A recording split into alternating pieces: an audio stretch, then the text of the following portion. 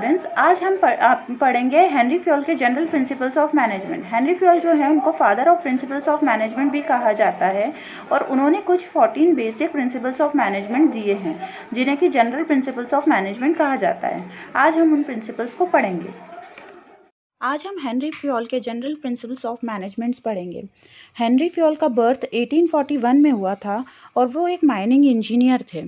उन्होंने एक कंपनी में एज ए इंजीनियर ज्वाइन किया और उसके बाद उन्होंने टेक्नीशियन ज्वाइन किया और उसके बाद उन्होंने जो कंपनी में प्रॉब्लम्स देखी उसके बाद उन्होंने कुछ ये जनरल प्रिंसिपल्स ऑफ मैनेजमेंट के बारे में उन्होंने लिखा।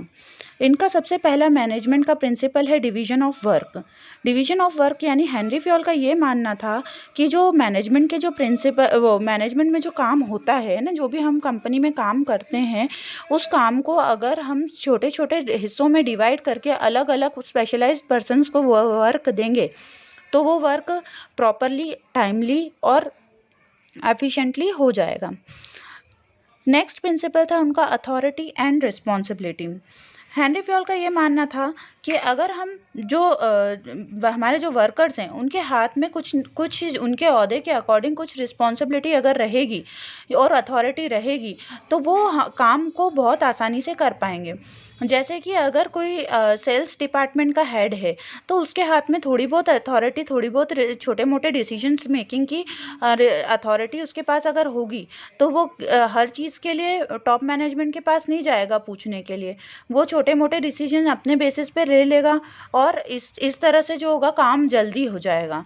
इसीलिए वो चाहता हमारे जो हेनरी फ्योल हैं वो उनका बोलना था कि हर एक लेवल के पास अपने लेवल के अकॉर्डिंग जो है, ओहदे के अकॉर्डिंग जो है वो थोड़ी सी अथॉरिटी होनी चाहिए। नेक्स्ट है रिस्पॉन्सिबिलिटी। तो रिस्पॉन्सिबिलिटी का मतलब क्या होता है, जो काम उनको दिया गया है वो उसको उसके अकॉर्डिंग कर सकें। तो जो वर्कर्स रहते हैं उनके अंदर अ सेंस ऑफ रिस्पॉन्सिबिलिटी लाना टॉप मैनेजमेंट का काम होता है। अगर उनके पास थोड़ी अथॉरिटी होगी डिसीजन मेकिंग की तो वो अपने आप में एक रिस्पॉन्सिबिलिटी समझेंगे कि काम को मुझे समय पे पूरा करना है। उनका नेक्स्ट प्रिंसिपल ऑफ मैनेजमेंट है डिसिप्लिन।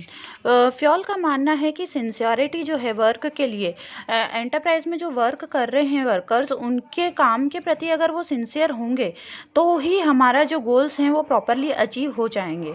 तो फ्योल ये चाहते थे कि जो डिसिप्लिन है वो कैसे मैनेज हो पाएगा कि जब हर लेवल पे सबसे बेस्ट सुपरविजन दिया जाएगा। अगर वर्कर्स एक प्रोडक्शन डिपार्टमेंट में वर्क कर रहे हैं लेकिन उनको कोई सुपरविजन नहीं है तो वो अपने दिमाग से काम करेंगे। लेकिन अगर उनको कोई उनका हेड है जो उनको हमेशा डायरेक्शंस देता रहेगा, सुपरवाइज करता रहेगा, तो वो काम जो है वो बहुत ही एफिशिएंटली कर पाएंगे और डिसिप्लिन मैनर में होगा, क्योंकि उनको मालूम होगा कि हमारे ऊपर हमारा एक हेड बैठा है। अगर हम काम को अगर मक्कारी से करेंगे या किसी अदर वे में कर रहे हैं या काम से मतलब ब्रेक ले रहे हैं अगेन एंड अगेन, तो वो चीज़ें हमारा जो सुपरवाइज़र है वो चीज़ें वो नोट डाउन कर रहा है और हमें टोकेगा भी सही। हमारा नेक्स्ट प्रिंसिपल है यूनिटी ऑफ कमांड और हार्मोनी नॉट डिस्कॉर्ड। यानी उनका कहना है, हेनरी फ्योल का कहना है कि जो कमांड है, जो ऑर्डर है वो ऊपर से आता है, हायर अथॉरिटी से आता है। तो हायर अथॉरिटी ने जो ऑर्डर दिया है उस ऑर्डर को उसी वे में जो नीचे मिडिल मैनेजमेंट है वो लोअर मैनेजमेंट को समझाए और लोअर मैनेजमेंट है जो वो वर्कर्स को समझाए, यानी उसी तरह से बताए। या फिर पर्सन मतलब जो जितने भी पर्सन टॉप पे हैं उनका कमांड एक ही होना चाहिए। एक पर्सन कुछ और वर्क करने के लिए बोल रहा है, एक कुछ और करने के लिए बोल रहा है, तो जो वर्कर्स हैं नीचे उनके अंडर में काम करने वाले वो कंफ्यूज हो जाएंगे। नेक्स्ट प्रिंसिपल है यूनिटी ऑफ डायरेक्शन।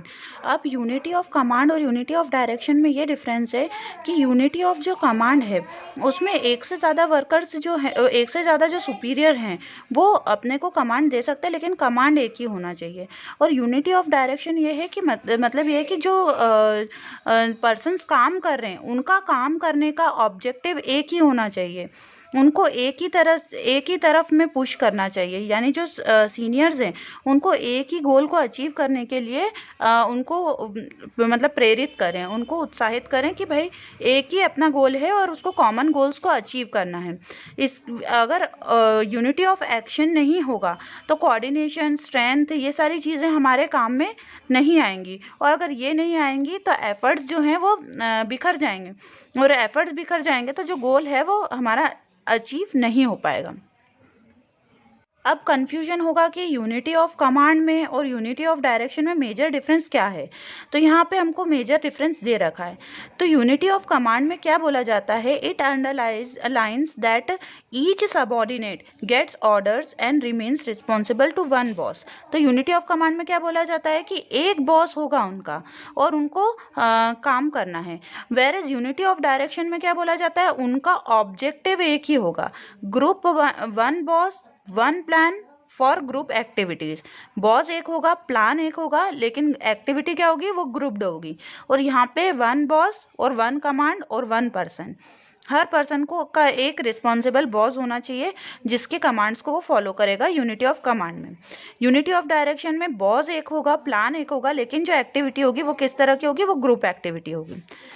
अब यूनिटी ऑफ कमांड का मोटो क्या है, prevention of dual subordination. Prevention of dual subordination यानी यूनिटी ऑफ कमांड का मतलब ये है कि किसी एक पर्सन के कोई दो बॉस ना हो, है ना, ताकि वो पर्सन कंफ्यूज ना हो। इसका मेन मोटो ये है। और यूनिटी ऑफ डायरेक्शन का मेन मोटो क्या होता है कि एक्टिविटीज ओवरलैप ना हो, यानी कोई किस डायरेक्शन में वर्क कर रहा है, कोई किस डायरेक्शन में वर्क कर रहा है, ऐसा काम ना हो। इफेक्ट जो है यूनिटी ऑफ कमांड का इफेक्ट क्या होता है, इंडिविजुअल एम्प्लॉय पे अलग अलग इफेक्ट होता है। और यूनिटी ऑफ डायरेक्शन में जो है वो इम्पैक्ट जो है वो कंपनी या ऑर्गेनाइजेशन एज अ होल पे होता है। फिर इम्पोर्टेंस क्या होता है, ये यूनिटी ऑफ कमांड जो है वो एफिशिएंसी पर्सन की इम्प्रूव करती है और हार्मोनी और डिसिप्लिन लाती है। नेक्स्ट यूनिटी ऑफ डायरेक्शन में क्या होता है, ये यूनिटी ऑफ डायरेक्शन क्या करता है, इम्पॉर्टेंट है क्योंकि कोऑर्डिनेशन और एफर्ट्स में एक्शन में कोऑर्डिनेशन लेके आता है ना, जो भी एक्शन कर रहे हैं उसमें कोऑर्डिनेशन लेके आता है। नेक्स्ट प्रिंसिपल है subordination of individual interest to general interest. यानी इस प्रिंसिपल में फ्योल का कहना ये है कि जो ऑर्गेनाइजेशन में पीपल वर्क कर रहे हैं उनको वो अपने आप को ऑर्गेनाइजेशन का एक हिस्सा समझें और उनका वो बिल्कुल ऑर्गेनाइजेशन के प्रति बिल्कुल ऑनेस्ट हों, सिंसियर हों। वो अपने पर्सनल इंटरेस्ट के लिए किसी भी प्रकार से ऑर्गेनाइजेशन पे हार्म न पहुंचाएं। इनका मेन ऑब्जेक्टिव यही था। और उनका ऑब्जेक्टिव ये था कि जो उनका वर्क है उनको प्रॉपर सुपरविजन मिले, प्रॉपर इंसेंटिव्स मिले, प्रॉपर उनको मतलब वेजेस और उनकी जो भी सैलरीज हैं वो प्रॉपर मिले, ताकि कभी भी वो ऑर्गेनाइजेशन के इंटरेस्ट से हटकर ना सोचें। यहाँ उन्होंने बताया कि उसी 6th वाले हमारे प्रिंसिपल में यहाँ उन्होंने क्या बताया कि एम्प्लॉयज़ ऑनेस्ट और सिंसियर होने चाहिए, उनके प्रॉपर और रेगुलर सुपरविजन होना चाहिए, और उनके जो म्यूचुअल डिफरेंसेस हैं, है ना, और इंटरेस्ट के चेसेस हैं यानी क्लैशेस हैं, यानी अगर उनका इंटरेस्ट यानी उनका फ़ायदा और ऑर्गेनाइजेशन का फ़ायदा बिल्कुल अलग अलग, दो अलग अलग दिशाओं में जा रहा है, तो ऑर्गेनाइजेशन को इस तरह से उसको मॉडिफाई करना चाहिए अपने रूल्स को कि उन कुछ ऑब्जेक्टिव्स उनके भी अचीव हो जाएं और कुछ ऑब्जेक्टिव्स वर्कर्स के भी अचीव हो जाएं, ताकि वो कभी भी ऑर्गेनाइजेशन से हटकर ना सोचें। ये नेक्स्ट प्रिंसिपल है रेम्यूनरेशन ऑफ एम्प्लॉयज़।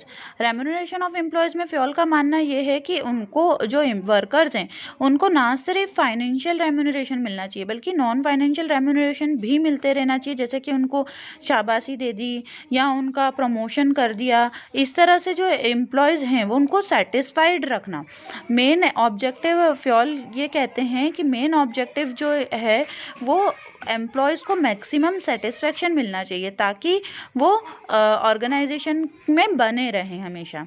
अगर इस हम ऑब्जेक्टिव को नहीं फॉलो करते हैं तो एम्प्लॉयर और एम्प्लॉय में कभी भी हेल्दी रिलेशनशिप्स नहीं होंगे। ये हमने आज पढ़े हैं 7 प्रिंसिपल्स ऑफ मैनेजमेंट फ्योल के।